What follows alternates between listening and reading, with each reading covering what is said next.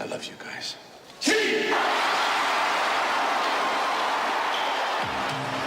Welcome to the Torg Stories podcast. On this episode, we're talking about why we travel. The conversation is inspired by an essay written by travel writer Pico Iyer, and it's summertime. Lots of people are traveling. The countdown to your Poland trip is on. Right, a week from today, I will be sitting in Warsaw right now. So that will be pretty exciting. I don't know how to pronounce it in Polish, maybe Warsaw or something like that. I don't know. So yeah, it's coming down. I really need to get my S together. I need to get my stuff together. And we think that you are going to podcast from Poland next Sunday. I think so. I think I can. My experience in Europe on Sundays is they all stay at home and don't do anything. Everything's closed. So, it's travel day. I'll be arriving midday. So I think it'll work out. Yeah. We don't know the time difference, do we? Not off the top of my head. Yeah. From the West Coast, I want to say it's like 9 hours. So Ooh, yeah. It's probably like 6 for you, maybe. Well, that'll be interesting. Yeah, that's not bad. So the piece we're discussing today is Why We Travel by Pico Iyer. It was published to Salon.com on March 18th, 2000. You can go to thetorg.com. I link you to the essay before we read Iyer's piece. And I wanted to kind of compare and contrast. I asked you to jot down some of the thoughts you have on travel before we read this essay. Did you jot any thoughts down? I did jot some thoughts down. My main thought was, you see places you have read about or seen on the screen or know some history of. That to me is a motivating factor. Mm-hmm. As the listeners may know or may not, I was a history major in school. I'm interested in history. I've studied a lot of history. So seeing places with my own eyes that I've read about is pretty cool, or seeing something in a movie and then, oh my gosh, I'm here. That's pretty crazy to me. I've been seeing a lot of like Europeans being like in America and being like, oh my God, a yellow school bus. And you think, what? A yellow school bus? You're excited about that? But yeah, it's like, yeah, you see it in the movies and it's foreign to you. And then you see it in real life and you're like, oh my God, it's actually real. So I think that's like the big win for me. When you may bring up the yellow school bus, and I want to say it was mostly Asians. I don't know. People filming squirrels in Central Park when I lived in New York City. That was a big thing. It would be like us. I don't even know what we would film somewhere else. A koala bear. Yeah, it was just something. Like, wow. Right. Yeah, okay, so that was reasons why you travel. Some of mine overlap. One, I think I couldn't not bring up my family. So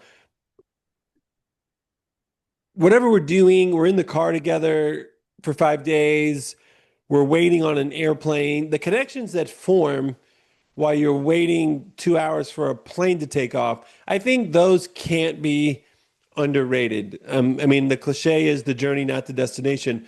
But the laughs, the interactions, the surprises that happen, or even just the way someone behaves facing boredom, which might lead to some kind of insane giggling, that's a big part of my travel, is just family forced together over a period of time. Right. Yeah, I see that. My travel, of course, is not like that. It's totally solo. It's always me just dealing with things. But even that in my own mind can be fun too. So I don't know how often. I don't know that we experienced that as kids.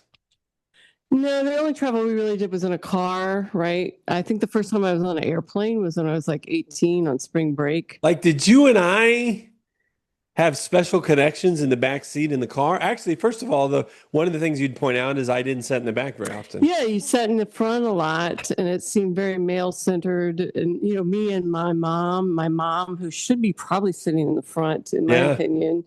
So, yeah.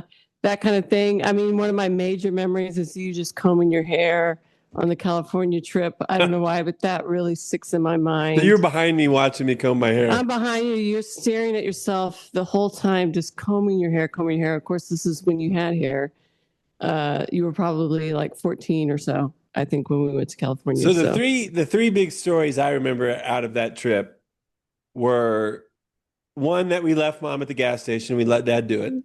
Great story. Yeah, love that. Enjoyed it. Can still see it in my mind a little Didn't tell bit. Dad until we were out on the interstate. Hey, Yeah, we're Mom's like, out in the where's mom at? Yeah. car. Um, we went to the Grand Canyon, I feel like, for less than 30 minutes. We stopped very briefly. I did have a great snapshot of me like acting like I was falling Yeah, into the Grand Canyon that I thought was really good. I wish I could find that picture. I'm sure you have it somewhere. I might I've got a project in mind where I might look at our pictures. Yeah, I feel like I look really good in that picture too. I'm like tan, Nice. it's right in my prime. So yeah, and the big one for me is also we had a flat tire in Oklahoma City. Don't remember And that. we went to a pizza place that was more like a bar. And it was like the first time I was in a bar and I was like, this is great. We were like in a pizza parlor bar. So that memory sticks out in my head too. But yeah, basically our memories were in the car, right? And then my So last memory was somebody was tailgating us and harassing us in Hollywood. in North Hollywood, yeah, Yeah. absolutely. When we were going to go visit our aunt who lived in North Hollywood, and somebody was like harassing us, and we were like a little scared. And it Yeah. just felt like the pinnacle of the Torgersons from the country in Winamac, Indiana, terrified Terrified by LA whatever was nightmare. happening. Yeah. Yeah. Yeah. All right. So other reasons you really listed number two, but I think, for example, I'm looking at something like Arcadia National Park in Maine, and I see it in a travel book, I see it online, and I'm like, I want to go walk there. I want to stand on those rocks and eat that. What do they call those crab sandwiches? That's not what they call Boy, I don't know. You think I'm going to know something Oh, like a that? lobster Crab roll, cakes, maybe. lobster roll. Yeah. Um, so that's what you're saying. And that could be Hawaii, that could be London, whatever. Yeah. So To it's me, just, the epitome of that is like you're staring at the Eiffel Tower. And it's like, this is crazy. That's the Eiffel Tower. That to me is like the epitome. and there's also just experience a place different from what we know. And even in the United States, just being in Queens, in New York City, different from Winamac, Indiana, being in Charleston, being in Miami, being in Phoenix and LA and Maui and London, those are all places where just like the hour to hour what you're doing feels really different than the hour to hour in Winamac. Right. Because United States is so vast, you can experience that here in our own country. And for sure, it's like, what kind of foreignness is this? And it's in my own country for sure. So I did also jot down, I think maybe you skipped this one. I kind of separated why we travel from some thoughts I have on travel. So if you have any add after I go a couple here. One, I'm not sure I can enjoy traveling if I haven't done what amounts to a research project first. Right. I used to be like this. I used to be very strict on knowing everything about everything before I go, but I've really become lax a little bit. The last couple of years, I was pretty lax when I went to London, and I've been trying to go with the flow more and be looser. And so I'm kind of going that way on this trip. So we'll see how it goes. Yeah, I think I hate to use the word fight, an early, pretty sharp disagreement between Megan and I. Um, Megan was just used to going places and wandering around. It's like, okay, I got this hotel, and we're walking down the street, and here we are. And it just nothing meant anything to me. And so somehow we stumbled on the idea that we would go into this bookstore, and we bought this, Charleston self-guided walking tour. And we just followed the steps of the walking tour, and I had a lot more fun. I think I have to like understand a little bit what I'm looking at, or it's not fun. Now, maybe that's different, and I think we can talk about this later some. When you fly to the resort and you're going to be in the resort and at the casino, and that's all you're doing, I guess I don't really gravitate toward trips like that. Yeah, I agree. I'm the same way. It's like, oh, we're going to go to the beach for a week. Well, I'll enjoy the beach for a day, maybe, or maybe 2 days, but I'm not going to enjoy it too much. Just letting go and not doing anything all the time is pretty hard for me. It's like I'm in a place I want to walk the entire city. I want to try to see things that I know about. Yeah, we're kind of similar in that way. It did help me. I've traveled a couple times with my friend to Europe, and he's a lot more relaxed about it. And it was like I had to kind of get in that flow. So that helped me a little bit, I think, be more accepting of it. But yeah, overall, we are very similar. And I'm definitely more into activities and knowing about things and tours and things like that, rather than I'm not going to sit there and have a coffee for an hour and a half. I'm just not going to do that. So we're springing into what I have to glance back. Pico, right? Pico, yeah. Pico Iyer. Going into the essay, and can you read the opening? We actually could spend a long time digging in on this first paragraph, especially thinking about why we said we've traveled and some of what Pico says here in the opening paragraph. Okay. We travel initially to lose ourselves, and we travel next to find ourselves. We travel to open our hearts and eyes and learn more about the world than our newspapers will accommodate. We travel to bring what little we can in our ignorance and knowledge to those parts of the globe whose riches are differently dispersed. And we travel, in essence, to become young fools again, to slow time down and get taken in and fall in love once more. So there's like 10 things there. Anne, are you going to Poland to lose yourself? I'm not. I'll admit, I did find the article rather pretentious. I guess Yeah. he's very highfalutin in his reasons for travel and his expectations for travel, and he likens it to falling in love a lot. I guess I don't think that deeply on travel that he does, but I can understand what he's trying to say in a general way. To me, there's a couple things. You travel kind of like you're almost expected to travel, like it's vacation. What are you doing? Are you going to sit at home or are you going to go somewhere? So there's an expectation almost that, yeah, I'm going to go on holiday somewhere. I'm going to go do something. Boy, he does use that word holiday, which goes against. So I'll say Well, more about, it's kind of a British yeah, term, right? his parents were Indian. He was born in England. I think somewhere in there he got an Oxford education. But he uses that word holiday, and I'm going to equate holiday to vacation. Even though the rest of the essay, I would say he's not really talking about going on vacation. He has like some, I mean, we'll get into it, but if he's looking to challenge himself or appreciate home, that's really different than a vacation. And so like the super traditional example of vacation is like what you already said. We're going to the beach for a week. He's not taking those, and you're not doing that when you're going to Poland either. You have a different. It's more than just. It's not like a chill vacation when you go to Poland. Right. It's like when someone from New York goes to upstate New York for a week. That's like a vacation, right? It's not traveling to kind of expand your horizons, if you will. It's traveling to take a break. Um, and of course, I'm going to Poland mainly, well, a couple of reasons. Why people are like, why did you select Poland? It's not the number one list. But I've heard good things about Poland, and I've heard good things about Prague.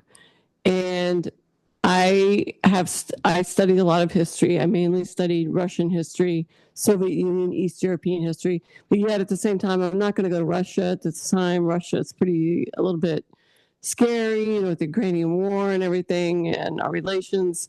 So to me, it's like the easiest place to go to in Eastern Europe for sure. To me, Hmm. obviously, to me, it's the easiest place to go in Eastern Europe, experience that kind of culture, and at the same time get a sense of history. I mean, World War II, Poland was wiped out in World War II pretty much. So those kind of things interest me. And then, of course, on the other hand, Bad Bunny's playing there, and I wanted to see Bad Bunny. And I looked at the cities he was visiting, and that city stood out to me as a place to go. You bring up Bad Bunny, and I don't have this sentence in front of me, but he talked about listing. Let's say, do you remember the line about listing the Madonna? And it was like, if you listen to Madonna here or here or here, it's so different. In this article, you mean? I thought you meant Bad Bunny. I No, was in like, this I don't article. remember. Yeah, yeah. So it's like I mean, let's It's like say a you McDonald's in a different city, right? He said like that kind of all in Saigon. the Let's say same. you're in Yeah, right. Saigon. Let's say you're in Africa. Let's say, I mean, it was kind of, let's say you're in India, and let's say you're on 14th Street in New York City. And that made me think of your Bad Bunny experience, which is like if you went to Puerto Rico and heard Bad Bunny, if you heard Bad Bunny in Charlotte, North Carolina, or LA, but you're going to hear Bad Bunny in where? In Warsaw, Poland. Yeah, Yeah. you don't think of it as an obvious place for sure. What's It's that not crowd Spanish going to be like? speaking. What's the crowd? Is the crowd going to be very Spanish speaking, or is it going to be a lot of Polish people? What's the immigrant situation in Poland? I really have no idea. So it will be interesting, I think, to find. Yeah. So that sentence really jumped out at me. What would it mean to lose yourself on a trip? I don't even know if I can answer that. I guess I guess part of the appeal, this is kind of low level, lose yourself, of vacations is you're kind of letting go of your day-to-day responsibilities in life, which have Yeah. a lot to do with work, right? At least for me and other people, it's probably work and family and friends and stuff like that. But for me, it's like, oh, I'm not going to go to work 5 days a week. Instead, I'm going to have the whole day open to me and do whatever I want in a city that I don't know at all. So there's like a sense of loss of responsibility and a freedom, and kind of you don't have to be your own self, that you're kind of locked into meeting your responsibilities in your daily life. Instead, I can be someone totally different, someone who wakes up at 9 and does have a coffee for, I'm not going to have a coffee, but has a Diet Coke and a Danish for an hour and a half, although I doubt that will happen. Um, and just wanders the city and does whatever I want. And so there's a freedom. And also you think, oh, nobody knows me here. Nobody's looking at me Hmm. here. No, people probably are looking at you, but you just don't think of it in the same way. Yeah, that I thought dropping all of your habits and responsibilities that are in place. So there's all these things that must be done, even when you would come stay at our house and mom was here. And, my day was always starting with getting mom ready, getting mom something to eat, letting the dog out, making the coffee, feeding the dog. There's all these things that have to be done every single day. And those all fall away when you're on a trip. Right, exactly. I don't have to wake up with an alarm necessarily. I can eat whatever I want for breakfast. I can walk down whatever streets that are totally unfamiliar to me. Even if I have a free day here in LA and I walk the streets, well, it's like I know these streets I'm walking. It's not different and unusual. So I think that's like the freedom that he would be talking about, losing oneself. Although whenever I hear the phrase "lose yourself," I think of Eminem, don't you? So there is that metaphor that traveling is a is like falling in love or it's a romantic relationship. I don't know what to do with that. Maybe you do, but we can keep sort of a side eye on that as we keep talking. Yeah, I guess I think his meaning is diving into an unknown, but you're excited and intoxicated by it. Um, and so it's kind of like a whole new world for you. It like opens up the world for you. That That's sounds my that sounds good that's to my me. definition of I don't it. know if I Yeah. have it based in the text, but that sounds good to me. Did you pick out a section that you wanted to share with us? I did, even though, like I said, I did find it very pretentious and unrelatable. But here's my You section. might be hearing from Pico after this podcast. Maybe I will. I don't know. I mean, I get what he's doing, but it's too much for me. Abroad is the place where we stay up late, follow impulse, and find ourselves as wide open as when we are in love. We live without a past or future, for a moment at least, and are ourselves up for grabs and open interpretation. We even may become mysterious to others at first and sometimes to ourselves. And as no less a dignitary than Oliver Cromwell once noted, a man never goes so far as when he doesn't know where he is going. So I picked that section just because I thought it spoke to kind of what we talked about, the freedom of traveling and the unexpected. It's like you find out maybe about yourself a little bit, like how do I react to unexpected things? How do I react to new people? How do I react to new situations? What would I do? What's really in the inner self when you're challenged by unfamiliar situations, I guess. It made me think more of moving. You and I have both done this. You've done it at least twice. I mean, I moved to Charlotte, North Carolina, and no one knew me. New job, showing up at Vance High School, and you're just like blank slate. Are you going to do all the stuff that you used to do, or are you going to be somebody a little bit different? Are you going to totally dress differently? Are you going to style your hair differently? None of these things I did. But, are you going to kind of reinvent yourself or not? Yeah. And then I just don't know if I can get behind something, whatever that line was about when he doesn't know where he's going, the Cromwell line. I don't know what to do with that either. Let me see. A man never goes so far as when he doesn't know where he is going. It's basically saying you discover things in yourself that maybe you wouldn't know exist because you were so locked in your routine. But now you're meeting new things, new challenges, and it opens up things inside of yourself that you didn't recognize and you didn't allow to happen. Yep. Now I don't know how often I let that happen in traveling. I don't know that it's happened a lot. And maybe in Oliver Cromwell's time it could happen much easier. I don't know. But yeah. It seems like a good time to mention, as you bring up Oliver Cromwell, I counted 22 references or quotes to what other travelers have said. Right. There were a lot of references. Yeah. And things I didn't know what he was talking about. References to things I was like, whatever. So the part of that I like, I mean, one, I'm always trying to talk to students at App State about how a novel, especially a peer-reviewed article, those are texts in conversation with a lot of other people who are talking about the same subject. This writer, Pico, is well aware of what everyone else is saying about travel. Right. He's read extensively on the subject. He's almost investigated it in an academic way. Yeah.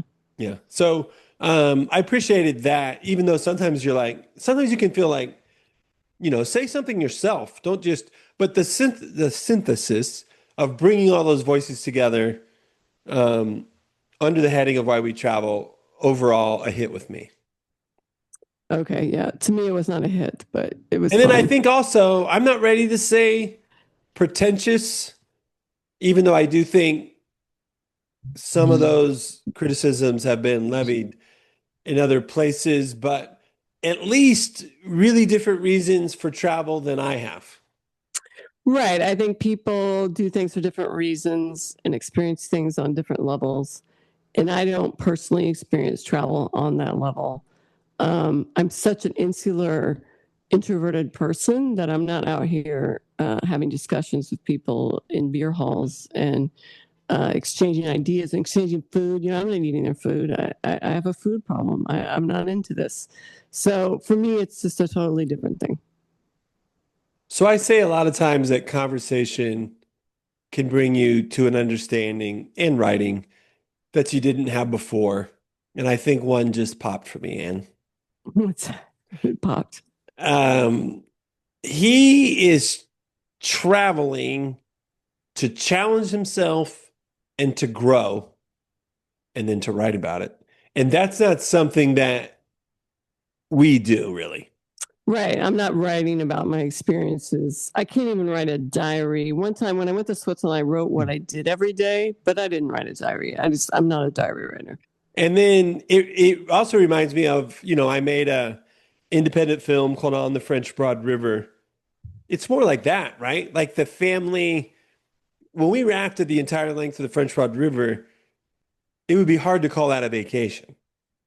Right. I wouldn't call it a vacation. No, I'd Megan, call it an adventure, maybe. yeah, Megan terrified of snakes. That's not a vacation. Me pretty anxious about rafting rapids and how do we get around this dam, and I don't know the language of the river. So I guess it reminds me more of that. Okay, I don't know if you picked out other quotes. I picked out like one, two. Okay. I picked out two little paragraphs. All Yeah. right, I'll go first. I don't know if I'll do all eight of mine. Maybe some of ours overlapped. Maybe we'll see. All right, first one. If a diploma can famously be a passport, if a diploma can famously be a passport to a journey through hard realism, a passport can be a diploma for a crash course in cultural relativism. And the first lesson we learn on the road, whether we like it or not, is how provisional and provincial are the things we imagine to be universal. Yeah, to me, that's a great example of just the So let's pretentiousness of start this. with Of this. Anne. Anne, you have a diploma.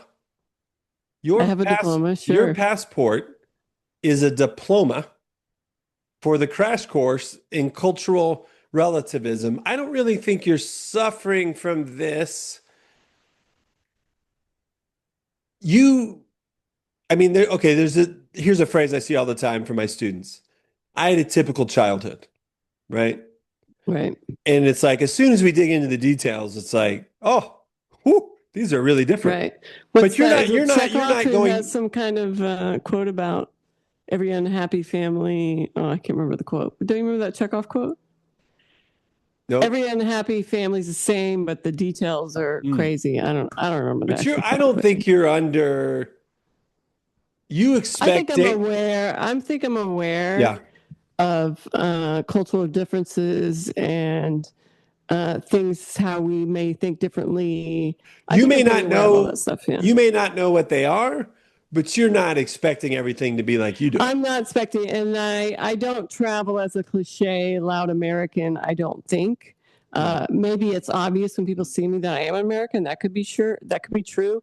But I'm not arguing or expecting certain things and kind of stamping my viewpoint on people at all. I'm going with the flow and doing whatever they want me You to do. know, Basically, if you go to McDonald's, it's going to be different too. it's going to be different. That's why I don't order the fish fillet. I order the chicken McNuggets because those are closer.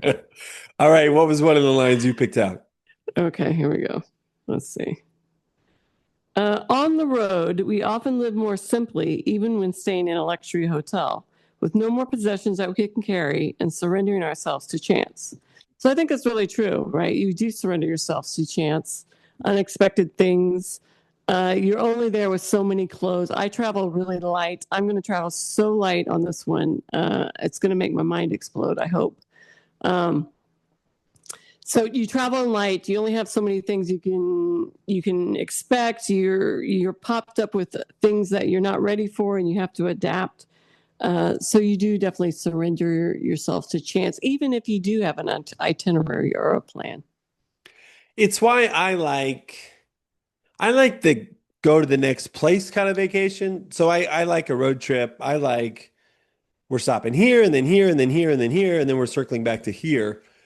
And one of the reasons I like it is because you're going in and out of all these hotels, if that's where you're staying, and the Torgersons are always staying in hotels. You don't take as much. Right. You don't take as much. We're not luxury travelers. Like Not at all. if we're driving to Florida or the Outer Banks and we're staying for a week, we tend to take a lot of stuff. Right. Sure. Yeah. It You got fits to in the have stuff car. for, yeah, Yeah. for extra food, stuff like that. And you know, in Europe, I'm trying my best carry on. I'm not checking a bag. I'm not checking a bag. I'm taking a little small carry on and another little personal bag, you know, and that'll be it. Okay, my next quote, I'm skipping a couple. He's sort of saying, when I'm in this place, I do what they do. You know, when in Rome, do as the Romans do. Is that the saying? Something like that. Yeah. Something like that. I don't I think that was my paraphrase. So you don't know what the Polish do yet, I don't think. No, I have general ideas. Sure. Okay, what's one thing they do? Uh, they eat pierogi and What's uh, that's a food? yeah, you don't know pierogies? No, I don't think so. Oh, it's almost like a dumpling in a way. It's like folded Okay. over. Hey everyone, we're taking a quick break from the podcast discussion so I can tell you about my novel, Love on the Big Screen. It tells the story of a bench warming college basketball player whose understanding of love has been shaped by late 80s romantic comedies such as Say Anything and 16 Candles. The second edition is available on Amazon for $4.99 for the Kindle, $9.99 for the paperback. You can also access the book at our website, thetorg.com. Thanks for listening. And now back to the episode. So Yeah. here's his when I'm in Rome, I do as the Romans do. On the most basic level, when I'm in Thailand, though a teetotaler who usually goes to bed by 9 p.m., I stay up till dawn in the local bars. And in Tibet, though not a real Buddhist, I spend days on end in temples listening to the chants of sutras. I go to Iceland to visit lunar spaces within me, and in the uncanny quietude and emptiness of that vast and treeless world, to tap parts of myself generally obscured by chatter and routine. Right. He goes to real extremes to experience local life, in particular specific kind of local life like Buddhist monks and things like that. I wouldn't do that, but I might certainly visit a temple. I've never been in Southeast Asia, but I might think about that. But yeah, he's like a true traveler to me, whereas I'm more of like a vacationer who finds some interesting things on her travels. I do like saying, I think a distinction can be made between traveler, I don't know what you call someone who goes on vacation. I mean, he's not even really a tourist. I guess he's a tourist. Yeah, a tourist is kind of a bad word. You don't want to think about a tourist too much. Yeah. You think all the And bad then things. Yeah. the other thing I've thought about, and I think this is a fun essay to talk about, given that you're leaving for Poland a week from today. I'm just hit in the face with how I've been nowhere. Right. Yeah. Well, you've been to England. I mean, you That's have been it. some places, but yeah. I mean, I've moved around the United States. You know, I went to Maui twice. I mean, one reason I went to Maui, which I'm sort of reflecting on as kind of a dumb reason, is I went the first time and there was the fire and the hotel's like, we'll give you a credit. And so I went back. Yeah, because You you know, want to I use the spent enough credit. money. I Yeah. easily could have went to Poland or Switzerland. Right. Yeah. Yeah. To me, as growing up, our vacations, besides that one trip to California, were going to Cincinnati to Kings Island or going to Sandusky, Ohio to Cedar Point. We didn't really travel in the same way that other people, I feel like, traveled. And maybe it was also more of the times too. But we didn't even go to Florida. I mean, we certainly had friends who went to Florida and stuff, right? We hardly went anywhere, I feel like. And Right. so my whole childhood, I was always like, when And I can, our dad wouldn't fly. yeah, our dad wouldn't fly. That really restricted things. So to me, it was like when I was even young, I would think when I get old, I am going to travel. You know, I'm going to do things that I want. I want to go skiing someday. And by God, I'm going to do it. You know, I want to go to Europe. And I knew our mom's never going to go to Europe unless I take her to Europe. So I'm going to take our mom to Europe. I'm going to do these things. So to me, it was a real priority in my adult life. Two reasons I can think of I haven't been anywhere. Yeah. I mean, I think I'll start with money, which is a little bit of an excuse because I went to Hawaii twice with my family, so we could have went Right. somewhere else. Right. So I do feel inspired and challenged by this article to take trips for a different reason. And then this goes with my second reason I haven't traveled. At age 55, I'm more fearful and anxious than I used to be. Right. Many people, as they get older, shrink into themselves. Yeah. And I tried to think about why, and I think I can rebut the accusation that I am shrinking into myself. I think it has to do with the women in my life. Right. I think it's like Megan, 20-year-old, 18-year-old, You beautiful, feel protective. Is that what you're saying? three Yeah. beautiful ladies. And it's like these guys are like a magnet for aggression and trouble from men out there in the world. But, Mm. or just like I'm in this country and I don't know the language and we're in trouble. So that, you know, I don't think that's the only reason, but I do feel again, especially, and if we can get the house sold and not have a mortgage payment, we might have money to travel. Right. So you have the money thing I too. feel a little reinvigorated by the article to try and travel. Oh, good. I think fear is always out there, but I'm someone who is a woman out there traveling by Yeah. myself, and it could sometimes I can't say have been fearful very many times. I had that one time where that guy tried to steal my purse, and I told him to F off, and he got away from me. Nice, Anne. Yeah, I thought so, but he was so drunk, I wasn't afraid of him. I mean, he was swaying. You know, I was Yeah. like, I could punch him, and he would be down, I think. So I've had very few, knock on wood. I hope I'm not like kidnapped next week. Right. Very few fearful interactions. One time I was lost in Munich in the middle of the night, just walking through deserted streets. going all by myself. So that was the only other fearful thing I can think of. But otherwise, I haven't been very fearful. Yeah. I hope in So 2 weeks I'm not making my first trip to Poland to try to see what happened. right. Remind me to send you my itinerary. It Yeah. has some health Right. insurance stuff on there. I did type that out. I wanted to say I found the quote I was talking about, and I attributed it to Chekhov, but Mm. it's actually Tolstoy, and it's the beginning of Anna Karenina. Oh, All happy families are alike. Each unhappy family is unhappy in its own way. So the point is, everybody's got their. Although he's kind of contradicting himself, with the happy families are alike, but well, it's an uh, interesting paradox. yeah, exactly. Yeah. So Yeah. I thought I wanted to correct myself. I didn't want people Nice. thinking I thought that was Chekhov. I think you picked out one more quote. I did. Let me open my docs. Okay.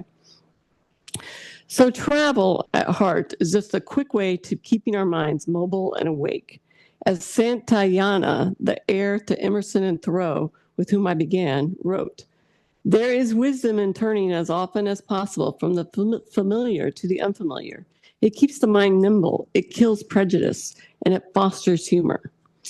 I think actually that can be directed a little bit towards you get older and you draw into yourself, into your insular bubble, and it's because of your fear of life and outside.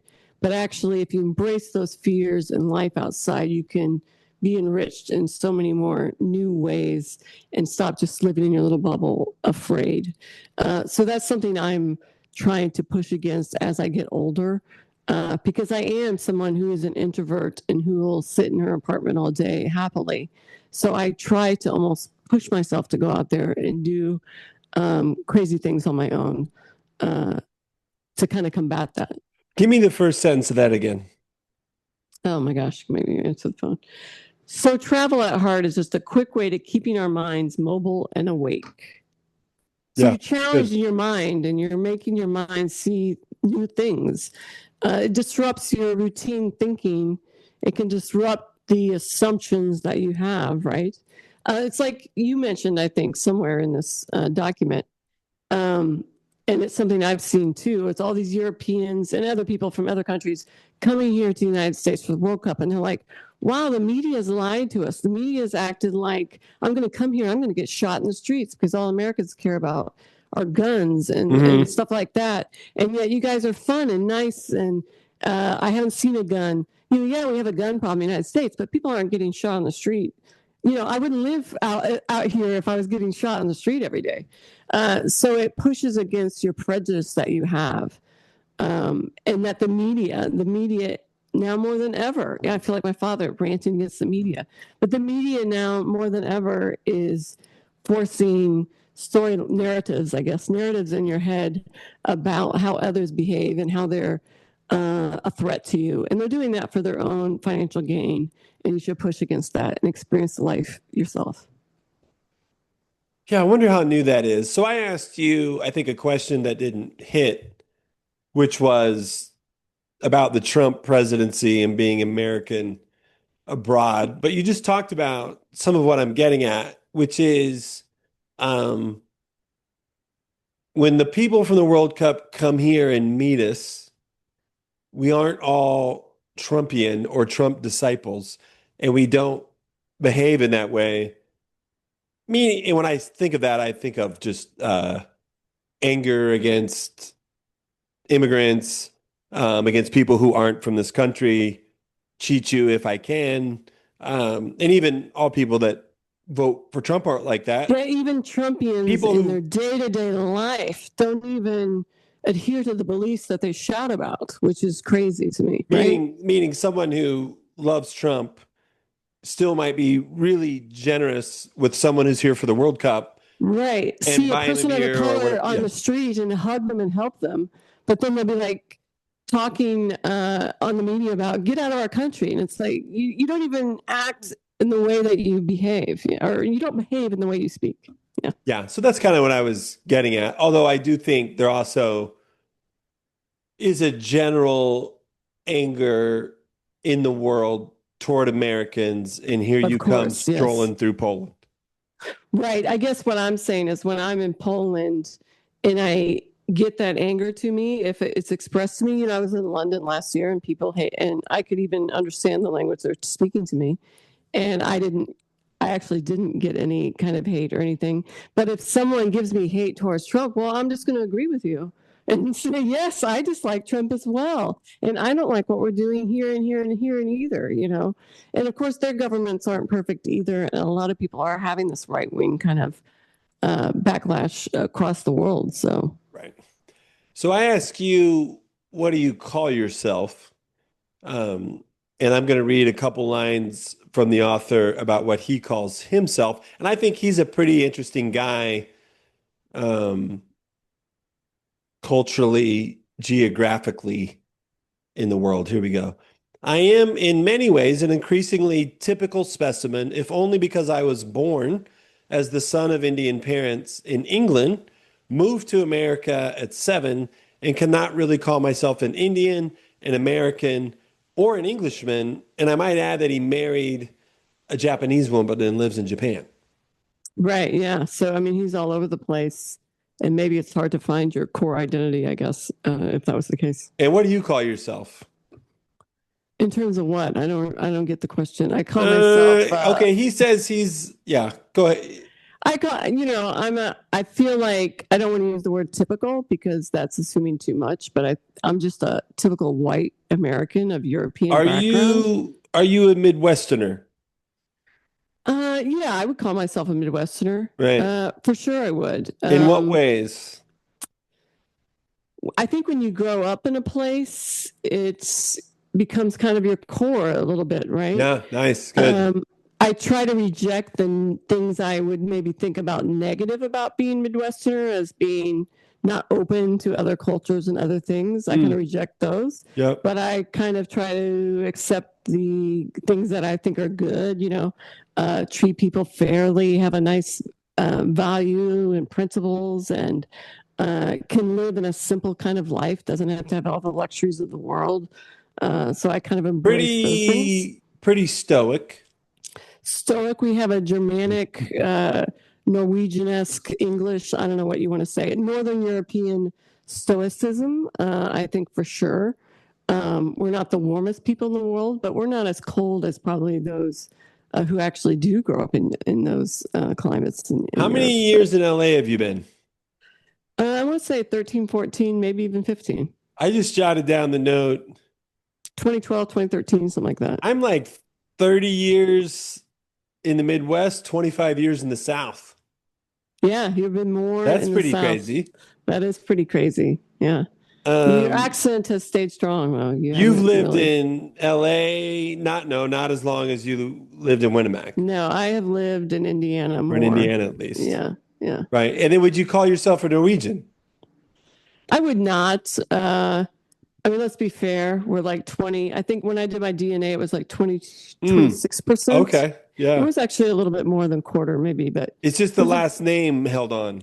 It's the last name held on. I think we do have a Norwegian look to us. Maybe you more with the blue eyes and stuff. I do have brown eyes from my mom. So, but we do have a light Norwegian look to ourselves, I think.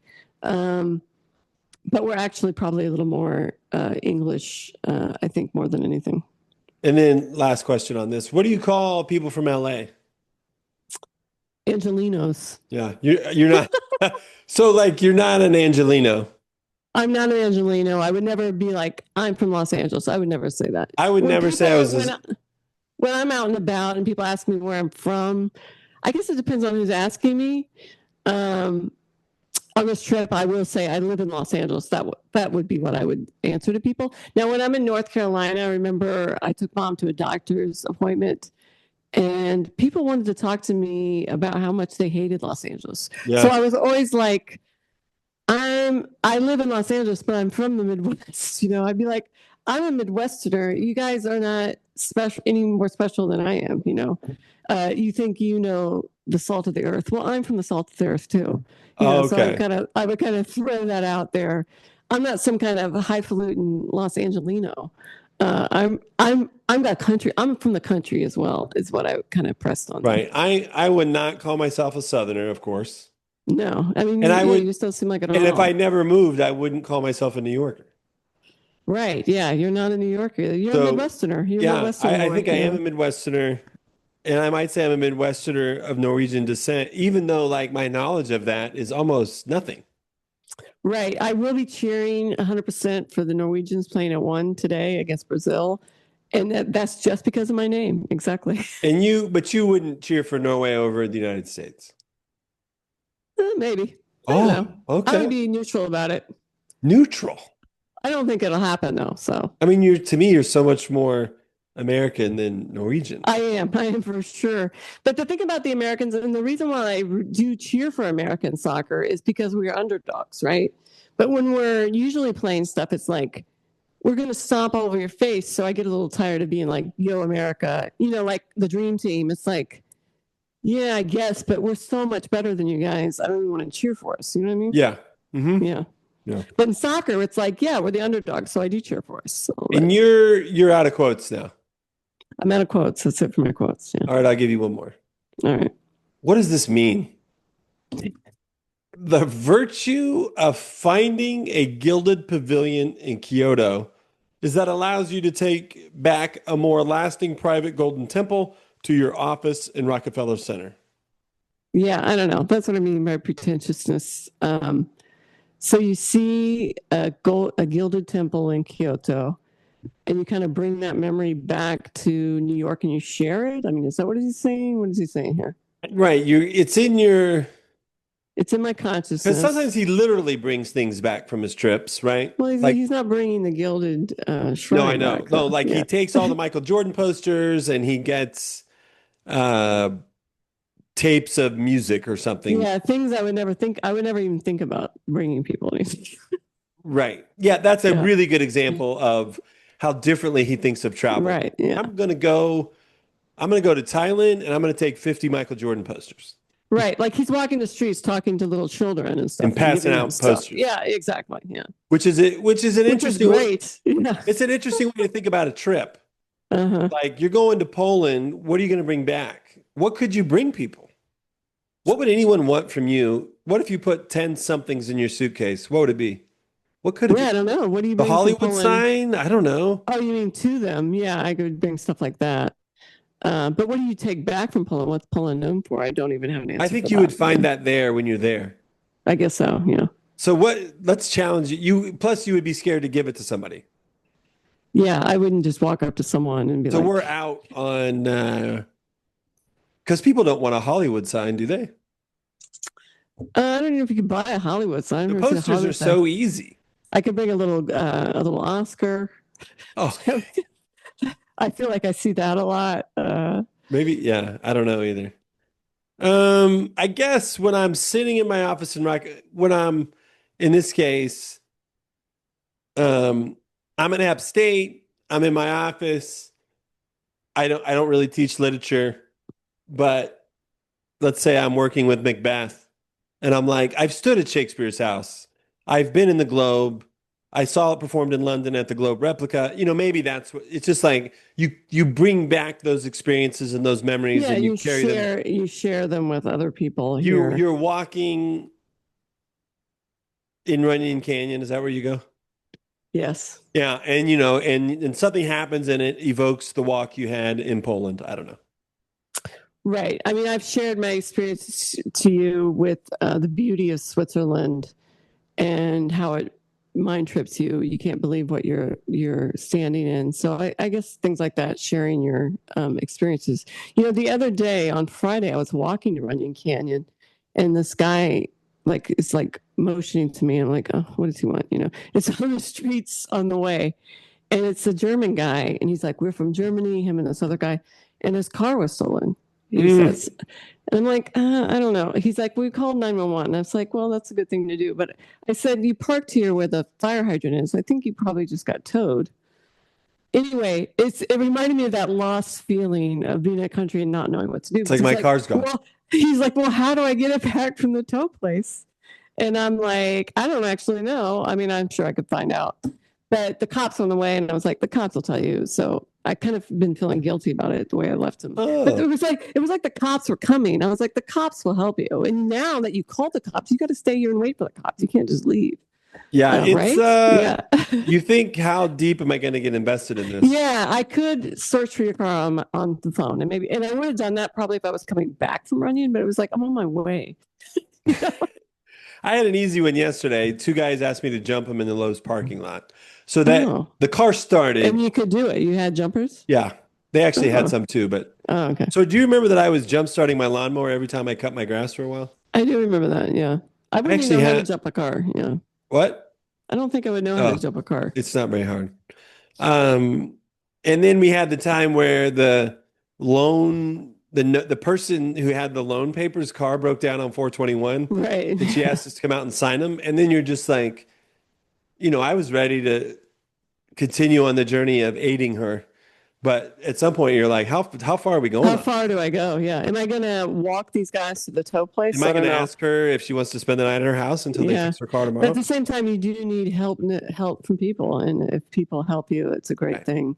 Yeah. Uh, All right. I collected 4 new reasons from the essay that there might be to travel. okay. Hit Here me. we go. You And should travel more. I agree with you. some of them we've covered, and we'll see if you think you're going to do any of these. We travel then in part just to shake up our complacencies by seeing all the moral and political urgencies, the life and death dilemmas that we seldom have to face at home. Okay. I was with you on the first part of the sentence to shake up To me, my that's a day to no. day. But to me, it's a no because I'm not going to countries that are in desperate situations, and that's where you would see that. I'm not going to. And he travels for that reason quite a bit. Right, yeah, and that's great. Hats off to you. But I'm not going to.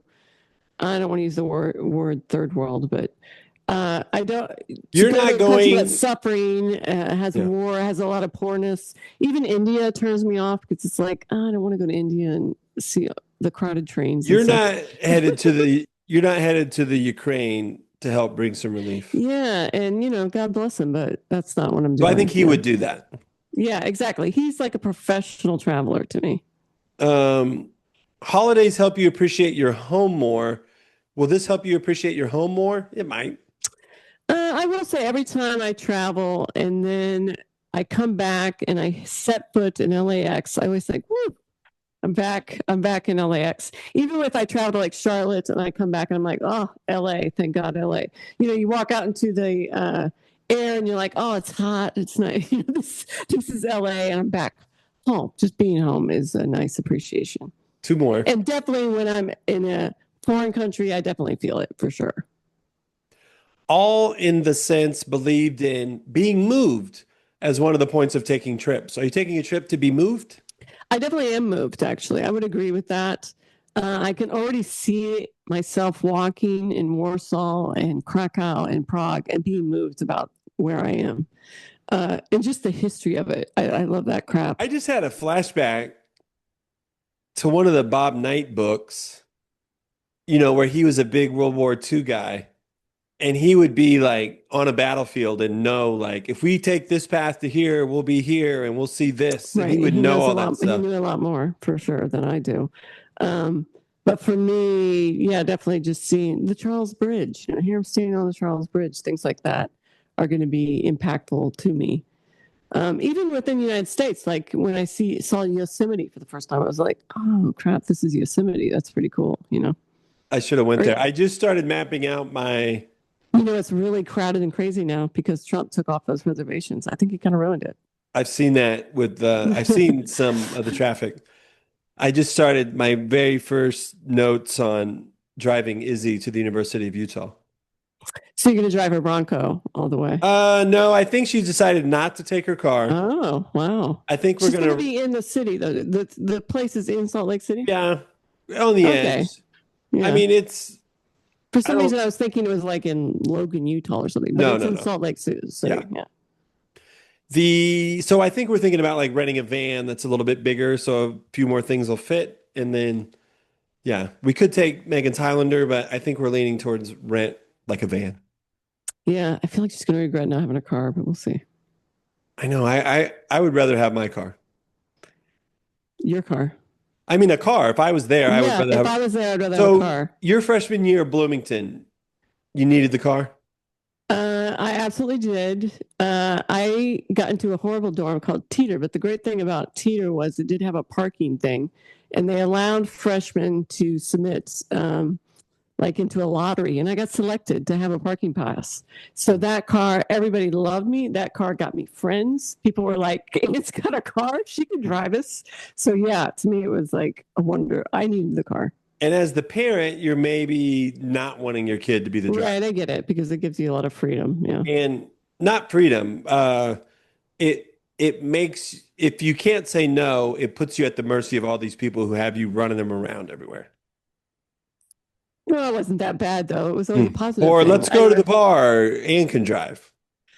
Well, I wasn't old enough, so I didn't Yeah. ever do that. Yeah. Well, I know that our daughter Charlotte was challenged, even though she wasn't Was old she? enough, by people Yeah. on campus to do the driving a lot. Yeah. I don't know. I was always good at being like, I'm not doing that too. I'm pretty self I think I have two contained. more things here. Does reading and discussing, so you read this essay, you and I talked about it. Does it shift any of your thinking at all about your trip? I really don't think it did. I think I have some ideas about my trip and they're pretty solid and it really didn't shift it. Maybe I'll try to be a little more free on my trip, I guess, than normal. I'm one of those people that, oh, it becomes night. I'm in a foreign country. I'm probably going to go back to the hotel. I'm not out because I'm by myself. I'm not out here on the streets, going to bars late night and stuff. So maybe I will challenge myself a little bit in that situation, but I doubt it. I tend to be safe. I'm waking up early. I'm hitting the stuff I want to hit. I'm walking Are you the city a staying lot. 2 nights anywhere?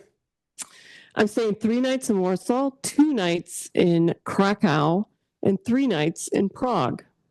Wait, 3 nights Warsaw, 2 nights. 2 nights in Krakow because it's pretty small, and then 3 nights in Prague. And then are those just the flight there and the flight home? I'm going to fly to Warsaw Into on a Warsaw, layover. and Well, then I'm you're going to fly to outgoing. Frankfurt, fly to Warsaw. Then I'm going to take a train to Krakow to get my tickets. And I think that'll be like 2-3 hours. And then I'm taking a train, the long train, Krakow to Prague is like 7 hours maybe. Mm. Got economy plus, very cheap though. Feel good about it. I think I get a free drink even. So I could even got business class and wasn't even that more expensive. But I was like, I don't think I need it because it's like meals. And it's like, I'm not going to eat these meals. No, you aren't. So yeah, long train ride there. And then Train you rides to me are interesting though. You stare out the window, you look at the countryside that you never see. So I'm into it. and then you're flying out of Prague. Flying out of Prague, go back to London, unfortunately, and then flying straight to uh, LA. I've never been on a plane that long. Whenever I've gone to Europe before, I've either flown from the East Coast or since I've been in California, had my layover in New York or even Atlanta, I think. But this time my layover is in Europe. So the first flight's going to be like 11 hours. So that's going to be the longest flight I've ever taken. What kind of seat you got for that? Got an economy, basic economy seat. So we'll see how it goes. It's like I could have upgraded when I bought it to economy plus, which is not even that much better for like $400. And I didn't do it because I thought it was too much. Now it's like $2,000. The cost has ballooned. So I don't think, I guess I feel like I felt this twice. Flying home from Maui, 2 times I've thought, I'm never doing this again. right. I think In other words, is if I can't afford a better seat, I'm not doing it. I'm not saying I'm sticking to that, but that's how I felt. right. The plus is I get on the plane at 6:40 at night. Yeah. So I'll have a couple hours. I'll probably watch a movie, and then I'll sleep. And then when I Hopefully wake so. up, you're going to be there. That's the idea. Now, one time when I took mom to Europe, did I ever tell you this? I don't think so. We flew British Airways to London. We get there and we're checking in, and the lady's like, "I'm going to upgrade you ladies to business class." And I was like, "Oh, wonderful." Well, we get on a plane bill. It's lay down flight. Lay down bed. They hand us champagne. I'm like, Mom, this is not normal. It was not going to be like this on the way back. But it was so great, Bill. Those business. Scotty Crocker flew us to London that way. Business. British Airways. laying back. No, I did have a very little girl for a kid, but Right. You it can was, pass her back and forth. Yeah. that's right. I probably didn't do my share, I would guess. Right. I bet Megan had her for more. All right. So Pico Iyer, he's at Pico Iyer on X, and I'll tag him. You can click at thetorg.com if you want to read more from his profile. Maybe I don't know, Ann, what we'll do for next Sunday. A guy named Michael Palin wrote a book called New Europe. It's a He's an travel. actor, right? From Is he? he's from that troupe. What's the English troupe that did the comedy troupe back in the day? Monty Python? Monty Python. Yeah, he's from Monty Python. Is Michael he Palin? really? I think so. I hope I'm Or not making that up. anyway, this book has a chapter on Poland. I think it's pretty short though. Oh, okay. Oh, you think So it's too short? I'm gonna have to buy this book. It's only $5.99 though. So I don't know, we'll see. Oh, that's not much. So that no, it's not much. You're right. So you're excited about Norway football today? Norway football against Brazil. I mean, they could get crushed, but Norway's looking really good to me, and Brazil's not looking so good, so we could win. And then also tonight, Mexico, England. I'm rooting for England. Everybody in LA, of course, is rooting for Mexico. My friend is big time Mexico. Mexico, like making noise at the hotel last night. Because they're playing in, everyone thinks it's unfair. They're playing in Mexico City. To me, they're being a little jerky about it. You know, they're trying to. And I watched the Paraguay. Is it Paraguay or Paraguay? I would say Paraguay, but Yesterday, Paraguay played Argentina. Paraguay, so dirty. that's what I've been. They played so bad, and they kicking people. I just thought, oh, this is wrong. You guys should all get red cards. And did you see our red card guy? Reinstated. He's playing. Oh, great. Balogun is going to play tomorrow, but I'll be at work. I won't even get to see it. But yeah. All right. I might watch tomorrow. I'm still watching the Spanish station. Yeah. I'm fun. slightly tempted to because we watching. I can email you the Fox One credentials. Oh, great. Yeah, Well, it's almost expired, but I think it'll last at least a week or two. okay. Sorry. Should I cut that part out or you think we're okay? I think we're okay. So, Ann, next time I talk to you, you'll probably be in Poland. All right. I'll see you then. Good to see you. Good to see you. Thanks for listening, everybody. Bye-bye. Smart takes the shot, and the Hoosiers with 3 seconds. Go ahead. But what we found out is that each one of us is a brain and an athlete And a basket case. A princess. and a criminal. Does that answer your question? I love you guys.